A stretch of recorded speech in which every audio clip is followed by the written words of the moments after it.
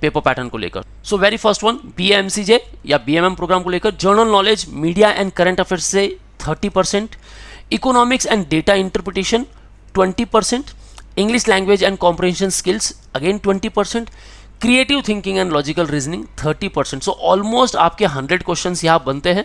Weightage मैंने यहाँ आपको बता दिया है। Economics and data interpretation will be based on the syllabus of standard 10th across all the boards.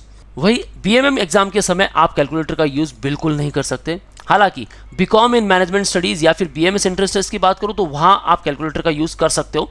यहाँ जो सेक्शन होने वाले general knowledge, general awareness and current affairs most important part 30%, mathematics and data interpretation again 30%, logical और visual reasoning and critical analysis 25%। आप यहाँ maximum marks score कर सकते हो guys.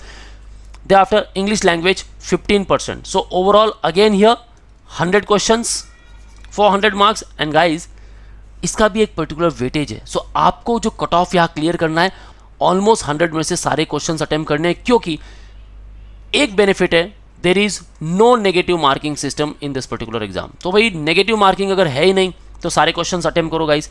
Mathematics and data interpretation will be based on the syllabus of standard 10th across all the boards.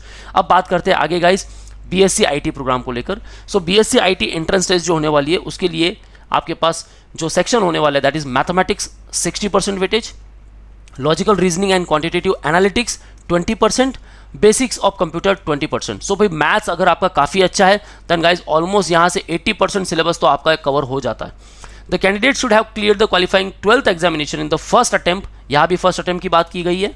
At least 45% aggregate with mathematics as one of the subject. तो भाई आपने अगर 12th किया है और मैथमेटिक्स एक सब्जेक्ट था तो भाई BSc IT के लिए आप एलिजिबल हो, अदरवाइज नहीं।